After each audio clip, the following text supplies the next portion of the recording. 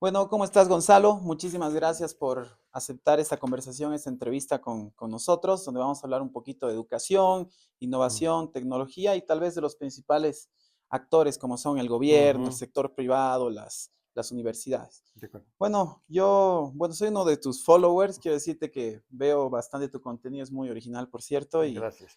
te he escuchado decir que si bien el gobierno, ¿no? podría conseguir préstamos internacionales, si Ujú, bien podría cortar el gasto, el déficit público, ujú, no va a ser muy eficiente a mediano o largo plazo si no hay un desarrollo productivo, o sea, ujú, si el desarrollo del país aumenta, ¿no? ujú, Entonces, uno de los actores importantes del desarrollo productivo es el capital humano, ¿no? ujú. Buenos profesionales Sí. y la investigación y desarrollo que podría venir de parte de las universidades. Entonces, Ujú, entrando un poquito en este tema en educación superior, las ujú, universidades están cumpliendo hoy su papel en hacer investigación y mm. desarrollo que conecte con el sector privado para producir un buen capital humano. ¿Qué me podrías comentar?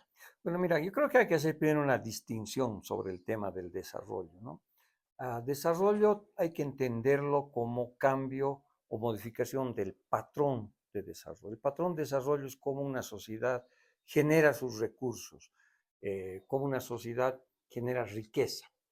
Y el modelo económico es cómo lo administra. Entonces puede haber un patrón de desarrollo administrado por sector privado, mercado, o un patrón de desarrollo administrado por eh, sector estatal, ¿no? Eso es clave para entender, porque lo que interesa en el punto del crecimiento y del desarrollo es la función de producción de la inversión, ¿no? Y es inversión significa crecimiento, crecimiento bien gestionado significa desarrollo. Entonces, si tú agarras y entiendes que la inversión es clave, en la inversión está compuesta de recursos naturales, de tecnología y capital humano. Por lo tanto, Bolivia está frente al desafío de cambiar el patrón de desarrollo y no simplemente el modelo. Y el patrón de desarrollo tiene que ver con lo que es la inversión en capital humano. Durante 200 años hemos crecido basados en los recursos naturales, administrándolos por el sector privado, por el sector público, con resultados en general mediocres. Y el mundo está cambiando también, entonces tú necesitas cada vez más contenido de bienes y servicios que tenga innovación, que tenga capital humano sobre todo. Entonces, en general, las universidades y el sistema educativo en general en el país ha tenido enormes deficiencias para formar un capital humano que vaya a cambiar el patrón de desarrollo. Todos son gestores, ¿no? Si todo del modelo, entonces podrás hacer economistas, administradores, pero si tú no cambias, y la idea es que tú tengas gente que entienda que el capital humano tiene que ir a buscar el cambio del patrón, difícilmente vas a avanzar. Entonces, las universidades y los colegios pues tienen una enorme dificultad ya grande conceptual de que el capital humano que tiene que formar es para la innovación, es para la tecnología, es para fomentar el emprendedurismo, es para subir el stock de capital humano. Y los datos que hay de son dramáticos, ¿no? Es decir, niños que a los 10 años no entienden lo que leen, jóvenes de colegio saliendo del colegio, bachilleres, que de 100 3 pasan matemáticas, en la universidad también, alumnos con rendimientos sumamente bajos. Entonces, y lo que ha ocurrido es que tu stock de capital humano es sumamente bajo y de mala calidad, salvo excepciones, siempre las hay, ¿no es cierto? Pero en general, ese stock de capital humano que está formando las universidades y también los colegios es disfuncional a cambiar el patrón de desarrollo y es funcional a mantener el rentismo, es funcional a mantener el extractivismo y una visión de la educación simplemente repetitiva, gestionadora, pero no es innovadora, creativa, que es lo que hace es cambiar el patrón de desarrollo, ¿no? Perfecto, entonces, si bien podría haber un problema educativo, también el problema es estructural, ¿no? En la economía, además. Entonces, el, tendría que cambiar también el mercado, el sector privado, pues, porque si el sector privado no demanda también, ¿no? Esas Mm. carreras, ¿no? O esos profesionales, ¿no? Entonces, ¿qué me podrías decir hablando un poco de eso? Las universidades también están, porque hoy en día los datos que tenemos es que están formando profesionales para estas para empresas tradicionales, servicios tradicionales, nuestra economía que es más enfocada a las materias primas. Entonces, Mm. ¿qué tendría que pasar un poco ahí para que ese contacto entre sector privado y sector educativo pueda funcionar mejor? Bueno, en gran medida, pues, tiene que comenzar a funcionar el mercado, ¿no es cierto? Es decir, si tú ves el lado de la oferta, la cantidad de abogados que sacan las universidades es completamente desnecesaria a la demanda de abogados en el sector público, privado que hay. Y así también economistas. Entonces, no hay una sintonía con eso. Y por supuesto, un sector privado que también tiene un déficit de capital humano, que no innova, que no hace transformación, que simplemente también está en las áreas solo de extractivistas, ¿no ve? Difícilmente va a demandar las cosas. Entonces, por eso el capital humano es el que tiene que generar fertilidad cruzada, tanto en la demanda, ¿no es cierto?, como en la oferta. De tal manera que el tema no sea formar ingenieros, médicos o economistas solamente, sino que busques ahí adentro crear, por ejemplo, desarrollo del espíritu emprendedor en todas esas carreras, en medicina, en economía, en cualquiera, ¿no ve? Entonces, eso implica un cambio muy importante en la oferta que de alguna manera también va a generar una demanda diferente, ¿no? Entonces, lo que tú necesitas, pues, son una demanda de profesionales que haga una buena mezcla entre marineros, que están remando el barco, que te dicen cómo funciona la operación, que hacen toda la cosa mecánica de la economía, pero también tigres, ¿no? O piratas, si quieres, Mm. que sean los que estén creando pues nuevos espacios productivos, competitivos, que innoven, y esas dos cosas se tienen que retroalimentar, tanto del lado de la demanda como de la oferta, ¿no? Perfecto. Ahora, y entrando un poquito más al tema de las universidades, ¿no? Si Ujú. quisiéramos, ¿no? Formar una Mm, cultura de innovación, un ecosistema, digamos, de mm. mayor emprendimiento, de tecnologías, innovación, ¿qué tendríamos que implementar o mejorar en metodologías, contenidos, ¿no? Ya dentro de las universidades en concreto. Mira, lo que pasa es que las universidades pues son muy diversas, ¿no? En Bolivia hay una explosión de universidades en los últimos años, ¿no? Tú tienes el sistema público de universidades, que son 9, 10 universidades estatales, más algunas privadas que están en el sistema del CUB, ¿no? De la Comisión Ejecutiva de la Universidad Boliviana, que tienen ciertas características y que, bueno, en principio deberían tener recursos para investigación, para innovación, ¿no? Pero muchas de ellas han sido cooptadas por grupos corporativos también que hacen que el trabajo en la universidad sea más un trabajo burocrático, administrativo, de captura de rentas, porque ahí tengo trabajo de por vida, y Mm, los incentivos para la innovación, para la investigación aplicada son muy bajos, ¿no? mm, Entonces, ahí, si bien habría un potencial, pocas lo hacen. Ahora, hay que decirlo, hay, dentro de las universidades estatales hay lugares espectaculares de primer nivel que hacen investigación, pero a escalas muy pequeñas en relación a lo que necesita la sociedad, ¿no? Pero por otra parte, tú tienes dentro de nuestras universidades, pues, solo universidades dedicadas a la enseñanza, ¿no es cierto? Y no muy poco a la investigación. mm, Entonces, y del otro lado tienes estas universidades privadas que dependen del Ministerio de Educación, que han florecido pues como hongos en los últimos años y hay de calidades muy malas a regulares, ¿no? Y una que otra que se distingue por ahí. Pero en general es mala la educación privada universitaria, ¿no?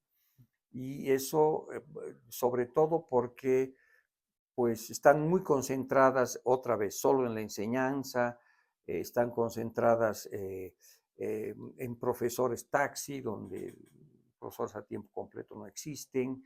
Entonces se ha convertido más en un negocio, ¿no es mm. cierto? Y Y podrían no ser funciona. muy teóricas también. Tal vez Yo necesitamos no, investigación más aplicada a la yo creo que innovación, no, algo. la universidad tiene que ser equilibrada, o sea, la Mm, teoría es fundamental, no hay nada en esta vida que no comience con una reflexión conceptual teórica en todas las áreas. Pues las claro. universidades tienen la función, obviamente, de desarrollar teoría. Aquellas que te dicen que aquí te enseñamos cosas prácticas, pues en realidad están haciendo funcional a un sistema muy precario, ¿no Ujú, es cierto? claro. Es decir, tú tienes que, la universidad básicamente es la conjunción de desarrollo conceptual, teórico, reflexión, aspectos críticos, por supuesto también cosas prácticas. Mm, Habrán carreras que son más prácticas y otras no. El sistema de incentivos, lamentablemente, tanto en el sector público como privado, es simplemente a la enseñanza, ¿no es cierto? Y no a la investigación y al desarrollo, y menos a la aplicación, ¿no? Y en el sector privado, como te digo, la oferta está dirigida sobre todo a crear profesionales muy funcionales a un sistema que camina sobre el rentismo, ¿no? mm. Entonces, y la calidad, pues es, salvo, como digo, insisto, hay buenas universidades privadas, pero en general la calidad es muy mala, ¿no? Mm. Muy interesante lo que cuentas, sí. Bueno, yendo a un segundo tema, ya enfocándonos un Mm, poco en esta revolución tecnológica de la inteligencia artificial y noticia de todos los días, ¿no? ujú, Que se habla tanto. Entonces, quisiera comentarte si la inteligencia artificial y estas nuevas tecnologías pueden ser una amenaza laboral para, ¿no? Se habla mucho de que va a reemplazar muchos trabajos, ¿no? ujú. Es más eso en los países ya desarrollados, demás, o en una economía emergente como Bolivia, más bien al contrario, podría ser nuestra oportunidad de oro, digamos, ¿no? Para dar un salto, desarrollo y por ahí saltarnos etapas que nunca hemos desarrollado, tal vez, Sí, ¿no? mira, eso lo puedes ver desde un punto de vista más macro y micro, ¿no? Desde el punto de Mm, vista más macro, todo lo que es la inteligencia artificial, la transformación digital, son oportunidades de cómo puedes saltar cualitativamente en la educación, especialmente en Bolivia, donde tú tienes mitos muy grandes sobre, digamos, sobre la educación. Todo el mundo está de acuerdo que la educación es fundamental para el desarrollo. mm, Nadie va a decir no, no, pero ya a la hora de la acción siempre vienen los pretextos, en mi opinión. Uno, sí, pues claro, pero hay que esperar 12 años, la formación es lenta, es compleja, va a llevar tiempo, ¿no es cierto? O que la educación pues tiene frutos de largo plazo y cosas de ese tipo, ¿no? Evidentemente, si tienes una aproximación de ese tipo, eso es así, y esperas sentado 50 años para que en Bolivia de 100 estudiantes que han dado un examen y hoy día han pasado 3, de aquí a 20 años pasen 10, sigue siendo bajísimo. Entonces tú tienes que dar un shock en el tema educativo, ¿no es cierto? mm, Para reducir tiempos de impacto y para poner además la urgencia de la educación como centro de la política pública. La educación siempre es complementaria, claro, es importante, pero nunca es el centro. Y tiene que ser el centro dadas las dificultades que tú tienes. Y eso significa que la política pública tiene que tener el centro, la misión, la conquista del capital humano, y todas las políticas públicas tienen que girar, ¿no? O sea, eso no significa que te olvides de hacer política de salud, política minera, política macroeconómica, no. Simplemente que tú cambias el eje de la organización de la política pública y dices, todo lo que yo voy a hacer es para reducir los tiempos del impacto en educación que yo tenga. Si yo voy a hacer política macroeconómica, también voy a pensar en educación y en capital humano. Yo voy a hacer política sectorial, voy a pensar en educación y capital humano. Voy a hacer política este, de salud, voy a pensar en educación y capital humano. Entonces, creas un nuevo sol, si quieres, para la política pública que tiene que organizar, y eso le tienes que dar un sentido de urgencia. El país no puede esperar 12 años para que las cosas comiencen a funcionar. mm, ¿No? Por supuesto que habrá gente que todavía, digamos, va en ese ritmo, pero tú tienes que hacer la política social de shock, mm, política educativa de mm, shock, conseguir cosas en 6 meses, en mucho menos tiempo, ¿no? Y ahí la transformación digital y la inteligencia artificial es clave, ¿no es cierto? Porque te puede permitir, pues, acelerar muchos procesos de aprendizaje, mm, ¿no? Pero para eso tenemos que desarrollar todavía, y está en curso, no una relación pasiva con la inteligencia artificial en particular, mm, ¿no es cierto? Donde tú simplemente, la inteligencia artificial te sustituye no solamente en el trabajo, sino en el estudio, te lo haces tus trabajos, te lo piensas, te lo haces tus claro. ejercicios, y eso es un peligro muy grande que hay, Mm, ¿no? Em, entonces, el gran desafío es la cointeligencia, mm, ¿no? El concepto de cointeligencia significa, ¿no es cierto?, cómo tú aprovechas la inteligencia artificial pero también potenciando la inteligencia humana. No nos olvidemos que la inteligencia artificial es resultado de la inteligencia humana. ¿No? Por lo tanto, no hay que perder la conducción en esa relación, que es la inteligencia humana. Y eso es ser cointeligente. Y esa cointeligencia tenemos que ponerla en la educación superior, en los colegios, en las universidades.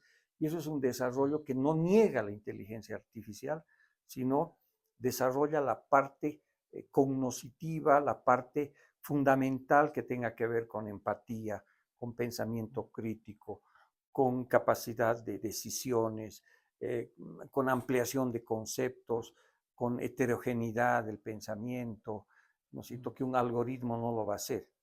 Entonces, especialmente en nuestros países, si somos cointeligentes desde la universidad, desde los colegios, desde las empresas, sin duda alguna la inteligencia artificial puede ser un acelerador del crecimiento y no simplemente una sensación de que estás avanzando y sabes usar la calculadora como en el pasado, pero no sabes el concepto detrás de los números. ¿No ve?